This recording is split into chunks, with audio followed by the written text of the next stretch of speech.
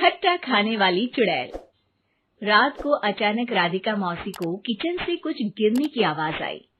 उन्होंने बाहर निकल के देखा तो किचन में उन्हें कोई सफेद साड़ी में दिखा। वो चीख पड़ी, हे भगवान, आलतू जलाल तू आई भला को टाल तू, आलतू जलाल तू आई भला को टाल तू। राधिका मौसी को चीखते सुनकर श्रवण बाहर आता है भागते हुए। अरे माँ, क्या हुआ? क्या देख लिया? दादी माँ आ गई क्या सपने में? अरे बेटा, रसोड़े में देख तो कौन है?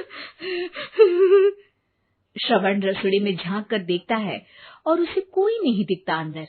अब रसोड़े में तो कोई नहीं है माँ। कोई सफेद साड़ी में नहीं है क्या? नहीं माँ, कोई भी नहीं है। चिल्लम चिल्ली की आवाज सुनकर काजल भी वहां आ जाती है। अब क्या हो गया माँ जी? अरे बेटा, रसोड़े में एक चुड़ैल थी सफेद साड़ी में। अरे क्या कर रही थी वो अंदर? अरे बताया नहीं, कल आएगी ना तो पूछ लूंगी। चुड़ैल जी, आपका क्या प्लान है? माँ जी, रात बहुत हो गई है, आपने कोई बुरा सपना देखा होगा, चलिए सो जाइए। राधिका मौसी सोने तो चली जाती है, पर उनको रात भर नींद ही नहीं आती। वो कुछ भी उलझुल बातें सोचने लगती है। कहीं चुड़ैल की वजह से तो घर में टेंशन नहीं हो रहा, कहीं उसी की वजह से तो वो दादी नहीं बन पा रही। सुबह जब राधिका मौसी रसोड़े में छानबीन करती है तो पाती है कि नींबू का अचार गायब है। चुड़ैल नींबू का अचार ले गई, मुझे तो ठीक नहीं लग रहा कुछ। चुड़ैल को भी पता है कि जिंदगी का असली मजा तो खट्टे में ही है। राधिका मौसी झट से श्रवण को फोन कर देती है। बेटा, मुझे समस्या समझ में आ गई है, हमें एक तांत्रिक की जरूरत है। अरे क्या बोल रही हो माँ, तांत्रिक की क्या जरूरत है? आप पूजा पाठ तो कर ही रही हो ना।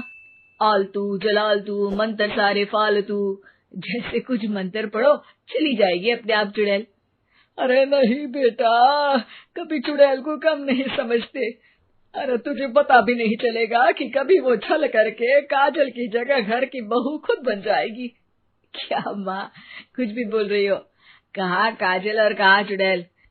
वैसे एक बात बताओ, काजल को अगर गाने के लिए बोल देना तो चुड़ैल काजल की आवाज सुनकर घर तो क्या धरती लोग छोड़कर चली जाएगी। तुम ना पढ़े लिखे बच्चे हर चीज को मजाक समझते हो। तुम रहने दो, मैं खुद ही तांत्रिक को बुला लेती हूँ। अच्छा सुन, शाम को इमली लेके आना। क्या है कि चटनी खाए बहुत दिन हो गए है ना। नहीं माँ, इमली तांत्रिक से ही मंगवा लो ना, आटा वगैरह भी उसी से पिसवा लेना। देखो मुझे काम करना है। श्रवण रात को कई तरह की सब्जियों के साथ माँ के कहने पे चटनी के लिए इमली भी ले आया था, लेकिन राधिका मौसी के दिमाग में अलग ही फिल्म चल रही थी।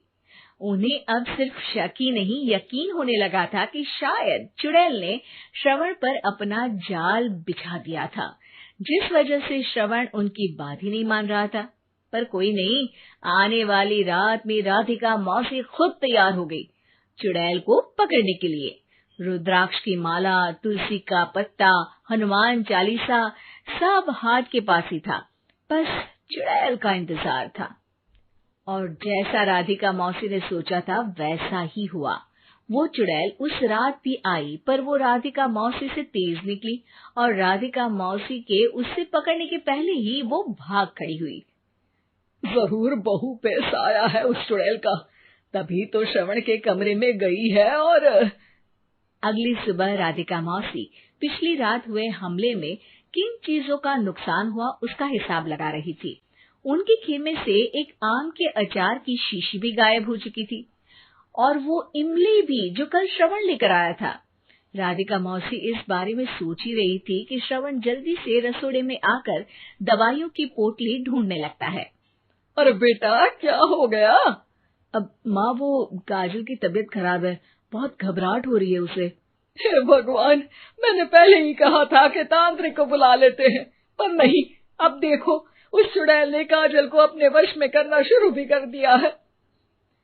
हालांकि श्रवण भूतों में विश्वास नहीं करता था, पर अब वो भी डर जाता है। और राजी हो जाता है एक तांत्रिक को बुलाने के लिए। कुछ ही घंटों में तांत्रिक आ जाते हैं और राधिका मौसी तांत्रिक जी को सब बता देती है। घोर संकट, घनघोर संकट, चुड़ैल को मारू जोर चाकट, ओम भट स्वाहा खटखा के आहा। अरे ये क्या मंत्र है? मेरे खुद के ओरिजिनल मंत्र है, कल रात को ही लिखे हैं, अच्छे लगे तो दाद चाहूंगा। एक और मंत्र सुनो।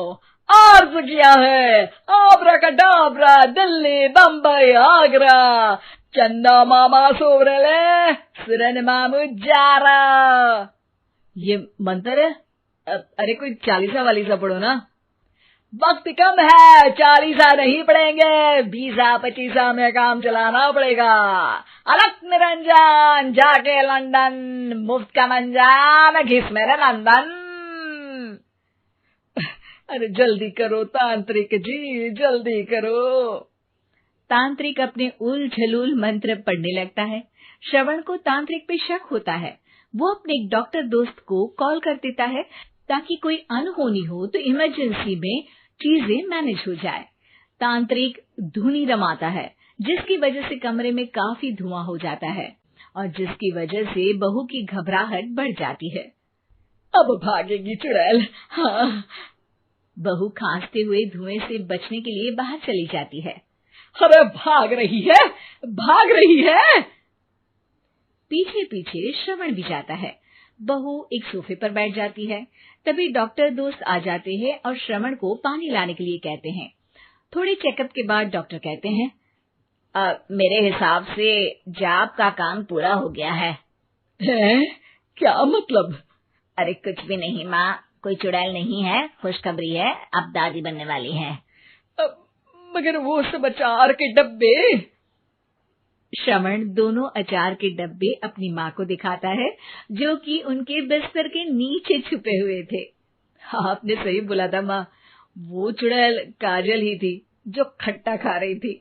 हमें कल ही पता चला, पर हमने आपको ये तांत्रिक वाला काम करने दिया ताकि आपको भरोसा हो जाए कि भूत वगैरह कुछ होता ही नहीं। अच्छा अच्छा, ये तो बड़ी खुशी की बात है, पर बेटा मुझे एक झाड़ू तो ला दे। क्यों माँ? ये तांत्रिक का भूत उतारती हूँ मैं। अब तांत्रिक राधा मौसी के डर से घर से भाग निकलता है और राधा मौसी उसके पीछे भागती है। अरे संकट ये घनघोर है, तांत्रिक मुआ चोर है।